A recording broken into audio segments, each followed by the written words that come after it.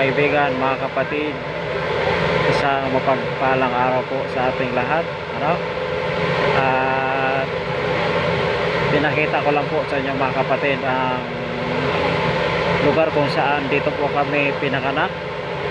Dito po kami nakakita ng liwanag at nakaka-excite na kami po ay muling nakabisita sa aming lugar sa Burias Island, Masbate.